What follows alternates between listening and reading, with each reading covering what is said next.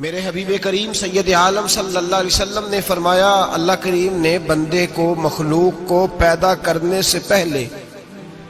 جو تحریر سب سے پہلے لکھی تھی نا، اللہ نے اپنے پاس جو جملے سب سے پہلے لکھے تھے بندے بنانے سے بھی پہلے، وہ فکر یہ تھے کہ ان رحمتی سبقت اعلی غضبی، رب کریم نے لکھا تھا بے شک میری رحمت زیادہ ہے، میرا غضب زیادہ نہیں ہے۔ اس نے لکھا تھا کہ میری رحمت ہمیشہ میرے غضب پر غالب رہے گی، غلبہ رحمت کا ہے۔ سنیں بڑی پیاری حدیث، بڑی خوبصورت حدیث، کنز المال میں دیگر کتب احادیث میں ہے۔ حضرت ابو ہریرہ رضی اللہ تعالیٰ عنہ فرماتے ایک بابا جی نبی پاک کی بارگاہ میں آئے، اور جب وہ واپس جانے لگے تو میں نے عمر پوچھی تو عمر تھی 96 سال۔ کہتے ہیں بزرگ جب آئے نا تو یہ بھویں جو ہے نا ان کی سفید ہو کے تو یوں آنکھوں پہ آ گئی، بڑی چھڑی بابا جی نے پکڑی ہوئی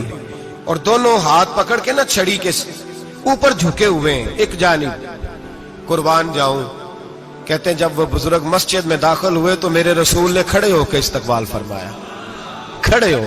اور نبی کریم صلی اللہ علیہ وسلم نے آگے بڑھ کے بابا جی کو بازو سے پکڑا اور بٹھایا۔ حضور بیٹھ گئے، کہا بزرگوں کیسے آئے ہو؟ تو کہتے ہیں وہ بابا جی بات کرتے تو آنکھ کھول کے پہلے حضور کا چہرہ دیکھتے، پھر وہ بات کرتے تو ان کے لب و لہجے کے اندر بڑی پریشانی، بڑی تکلیف، بڑی مایوسی۔ عرض کرنے لگے یا رسول اللہ، حضور زندگی ساری گناہوں میں بیت گئی ہے، حضور غلطیاں ہی غلطیاں، یاد ماضی عذاب ہے، یا رب چھین لے مجھ سے حافظہ میرا۔ اے اللہ کے رسول بڑی لمبی فہرست ہے، پاپ ہی پاپ ہے، کالے سیاہ دفتر ہے۔ یا رسول اللہ صلی اللہ علیہ وسلم جب پلٹ کے دیکھتا ہوں حضور مجھے نیکی دکھائی نہیں دیتی۔ حضور اس عمر میں آپ کا ایک صحابی ملا ہے، اس نے بات سمجھائی ہے تو تھوڑا خیال آیا ہے، لیکن یا رسول اللہ صلی اللہ علیہ وسلم اب میرا وجود بیکار ہو گیا ہے، حضور بوڑھا ہو گیا ہوں۔ تین باتیں کہیں بزرگوں نے اور نرالی کہیں، کہنے لگے یا رسول اللہ صلی اللہ علیہ وسلم، حضور اب تو میری کمر بھی سیدھی نہیں ہوتی کہ میں نماز ہی صحیح ادا کر سکوں،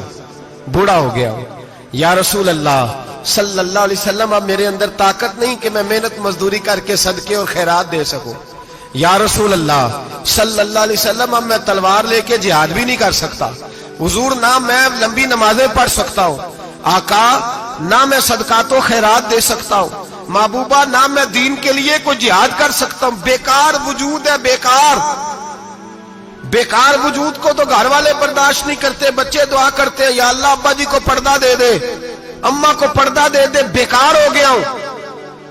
اور آج آیا ہوں تو مجھ بیکار کو میرا رب قبول کر لے گا؟ آج کلمہ پڑھوں تو بیکار ہوں، کسی کام کا نہیں، نہ نماز نہ صدقات نہ جہاد، قبول کر لے گا؟ حضرت ابو ہریرہ فرماتے ہیں جیسے برسات میں بارش کی جھڑی لگتی ہے، یوں مصطفیٰ کی آنکھوں سے جھڑی لگ گئی، حضور کھل کے روئے، کھل کے۔ اور میرے حبیب پاک نے فرمایا بزرگوں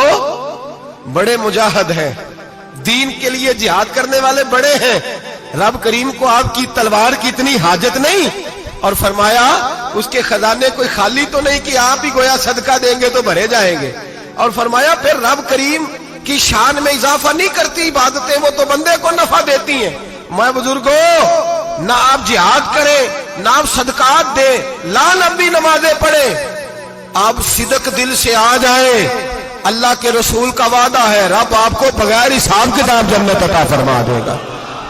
آنا تو شرط ہے کہ نہیں؟ آئیں تو صحیح، نہ پہنچے تو صحیح، آ جائیں، اس کو نہیں عادت صدقات و خیرات کی، جہاد کی تبلیغ، آئے تو صحیح نا۔ ان العبد اذا اعترف